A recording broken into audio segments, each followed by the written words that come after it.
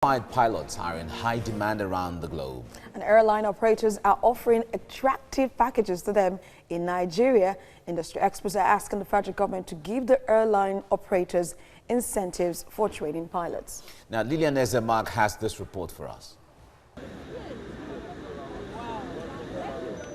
Air passengers preparing to board a flight. They trust the pilot in command to take them to their destination. The pilot, in turn, trusts the air traffic controllers for guidance. Identified 2 miles southwest of the field under enough. Despite the shortage of pilots globally, Nigeria's case is acute. More than 1,000 unskilled pilots are unemployed, yet the country has been hit by shortage of skilled pilots. Practitioners attribute the deficit to shrinking size of aircraft in Nigeria, brain drain of Nigerian skilled manpower, resulting in the employment of foreign pilots to take over the cockpits of aircraft in Nigeria. But this former pilot and chief executive officer, Nigerian Airspace Management Agency, now an airline operator, traces the shortage to lack of a national carrier to take up that responsibility. The lack of a sustainable airline that will have foresight to make sure that all the needs, its manpower needs, are being catered by training his workforce. Now let's be joined by an aviation consultant. He is also the managing director of Aglo Aviation Support Services Limited, Tayo Ojuri. Thank you so much for joining us. You're an expert in this field. A correspondent there reported that we're still regarded as Category 1, on the U.S. Federal Authority agency. So, but how is it that we're still complaining of shortage of pilots when we're still being regarded as, making progress, little progress in the aviation industry? Substantial progress, I must say. However, Category 1 actually for us matters, and that's specific to the airport. Airport in terms of the airport operations, airport security, airport safety, and the perimeter. That's for the Category 1, FAA Category 1. But on the basis of the shortage, of the challenge of skilled manpower, yes, the IATA and the ECHO numbers show that in the next 5 years, we're going to experience exponential growth in passenger numbers. Are we ready for that? Obviously, we're not. It's an egg and chicken situation in the instance that the pilots that are being churned out now, or that have been trained at this time, by the time they come back, they don't have the opportunity to train. Why is that? Train in the instance that aviation and pilot is a matter of hours flown. If you cannot get those hours up, you're not able to get employment, or you're not able to get real good employment. Mm-hmm. Why is that? Is because we have, as it's been highly highlighted, we have shortage of airlines, consistency. We call it in aviation the 10-year jinx. Mm-hmm. We've not seen domestic airlines have not flourished in Nigeria consistently over 10 years. So we're finding whereby those pilots that have the hours are the same pilots that are hopping from this domestic airline to the other. But if you look at the case that we are in Nigeria, the airline operator said the problem is that since we don't have a national carrier, is that also a contributor to the challenges that we're facing now? His opinion was that the national carrier will give that leverage and that platform for a number of pilots to be able to operate and build their hours based on the flight operations. My opinion is that we should actually have a framework and an enduring environment for domestic airlines to thrive and prosper. With that, we have private operations and private flights operating rather than government owning and managing and operating these airlines.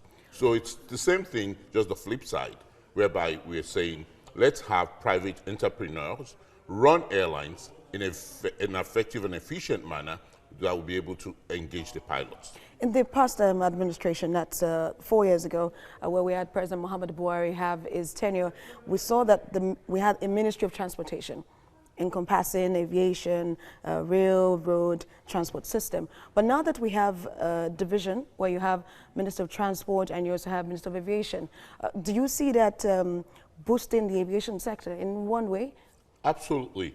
Aviation actually has the highest value in terms of services that are being moved and the value of the goods that are being moved.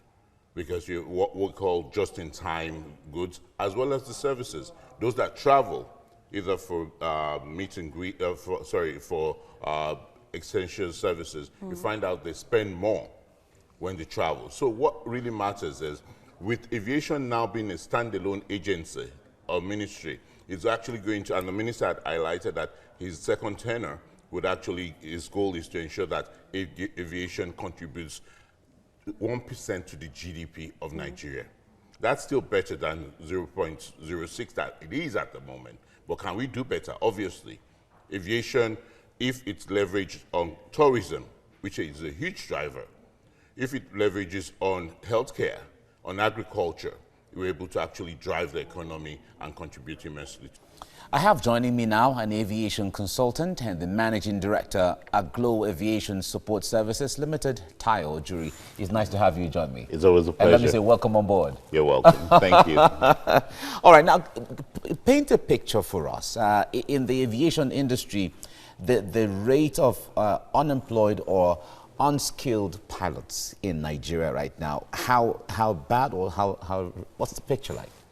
Well, we have lots of unemployed pilots, lots of them trained here, lots of them taking, based on their passion and their drive, they've gone to receive training abroad, come back, but obviously you don't have that opportunity and that platform to actually fly, because obviously they need the domestic airlines would not, there's a process whereby when you engage the pilot, you have to actually train the pilot or let the pilot get a number of hours that would be able to fly and be in command. Okay. So for that pilot, as it were, will still be a rookie.